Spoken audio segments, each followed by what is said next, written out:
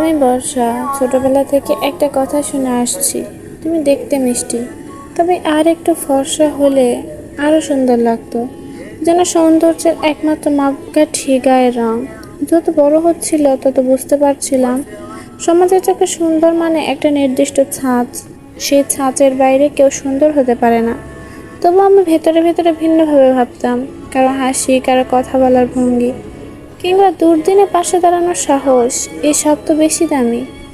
কিন্তু তখনও জানতাম না আমার জীবনে এমন একজন আসবে যার কাছে মানুষ হবার মানে আমি নতুন করে শিখব। ঘটনাটা শুরু হয়েছিল আমার মাস্টার্স শেষ হওয়ার ঠিক পরে। এক আত্মীয়র বাড়ি বিবাহ উপলক্ষে আমরা গিয়েছিলাম খুলনায়। এক সপ্তাহের অনুষ্ঠান, আত্মীয় স্বজন, হইচই, সব মিলিয়ে জমজমাট পরিবেশ। ওখানেই প্রথম দেখা হয় আদিব নামের একটা ছেলের সঙ্গে। আমি প্রথমে খুব একটা খুশি হইনি ওকে দেখে। না, সে দেখতে খারাপ ছিল না, কিন্তু আমার এক ধরনের অদ্ভুত ধারণা ছিল, যে ছেলে একটু চুপচাপ, সাধারণ পোশাকে থাকে, কথা বলায় জড়তা থাকে, সে বুঝি সবার পেছনে পড়ে থাকে। আদিব ছিল ঠিক সেরকম, চোখে চশমা, মুখে স্থির ভঙ্গি, হাসলেও খুব মৃদু।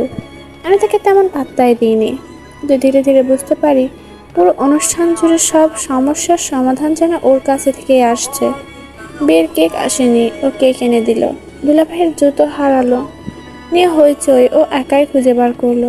এমনকি কাজের লোকেরা ক্লান্ত হয়ে পড়লে তাদের জন্য নিজে হাতে চা বানিয়ে দিল। অথচ একবারও সে নিজের কৃতিত্ব দেখাতে গেল না। সবকিছু করছিল নীরবে, এক অনন্য শ্রদ্ধা আর সহানুভূতির সাথে। একদিন আমি নিজের হাতে বানানো পায়েস নিয়ে গিয়েছিলাম রান্নাঘরে। আদিব তখনও সেখানে। ও চুপ করে বসেছিল। আমি বললাম, তুমি তো সারাদিন কাজ করো, নিজের আনন্দটাই হারিয়ে ফেলো। ও মৃদু হেসে বলল, আসলে মানুষকে খুশি করতে পারলে নিজের মনও খুশি হয়ে যায়। সে এক মুহূর্তে ওর মুখে যে শান্তির রেখা দেখেছিলাম, সেটা আমাকে নাড়া দিয়েছিল গভীরে। তারপর এক রাতে একটা ছোট ঘটনা ঘটে গেল। বিদ্যুৎ চলে গিয়েছিল বিয়ের আগের দিন।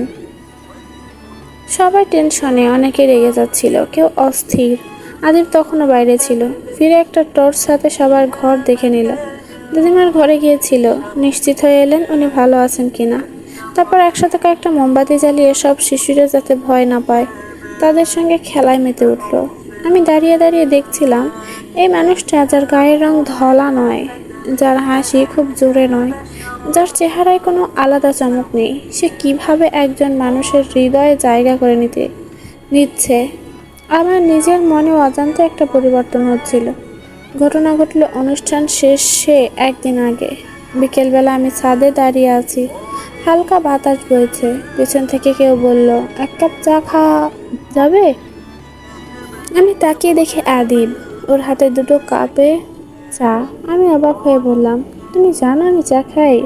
হ্যাঁ, দেখেছি তোমার মা এসে যখন চা দিয়ে যান, তুমি ধীরে ধীরে অনেকক্ষণ ধরে চুমুক দাও। কেউ কিছু উপভোগ করলে সেটা বোঝা যায়। আমি হেসে ফেলি। তারপর জিজ্ঞাসা করি, তুমি কি সবসময় এত খেয়াল রাখো? ও জবাব দেয়, সবাইকে না, শুধু যাদের আচরণ সুন্দর তাদের দিকে তাকানো আনন্দ দেয়। সেদিন বুঝেছিলাম আমি যেমন ওকে দেখে বদলে যাচ্ছিলাম, তেমনি ও আমায় অন্যভাবে দেখছে। আরও কি অন্য কিছুভাবে। পরপর কিছুদিন পর আমাদের পরিবারে ওর প্রস্তাব আসে। মা বাবা তো খুশি, কারণ আদিব শিক্ষিত, ভদ্র, কর্মঠ। কিন্তু আমি আমি হ্যাঁ বলার আগে রাতের আয়নার সামনে দাঁড়িয়ে ভাবছিলাম, আমি কি এতদিন শুধু বাইরের সৌন্দর্যই ভুলেছিলাম? আমার তো উচিত ছিল এমন কাউকে ভালোবাসা, যার ভেতরটা এতটা পরিপূর্ণ। হ্যাঁ, আমি বলি, বিয়ের পরের জীবনটা যেমন স্বপ্নময় হবার কথা তেমনই ছিল। আদিব ছিল সেই মানুষ যে কোনো সময় কথা শুনে, পাশে থাকে, কখনো না শোনার ভান করে না। আমি অসুস্থ হয়ে পড়লে ও আমার পাশে রাত কাটায়, আমি দুঃখ পেলেও আমাকে গল্প শোনায়। একবার আমি জিজ্ঞাসা করেছিলাম, তুমি তো চেহারার মানুষ না, কিন্তু তুমি এত ভালোবাসতে জানো কেন? ও হেসে বলেছিল, আমার মা বলতেন, মানুষের মুখের জৌলুস একদিন মুছে যায়, কিন্তু ব্যবহার চিরদিন থাকে। তাই সুন্দর মানুষ নয়, ভালো মানুষ হও। আমি চেষ্টা করি শুধু এটাই হতে। সেদিন আমি ওর হাতে হাত রাখি, মনে মনে বলি, তুমি সত্যিই সুন্দর।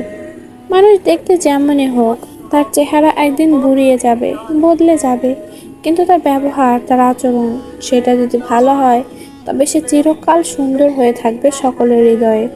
বর্ষার আদিবের এই গল্প আমাদের মনে করিয়ে দেয় সৌন্দর্যের প্রসঙ্গা তিনি শুধু রূপ নয়, শুধু গুণ।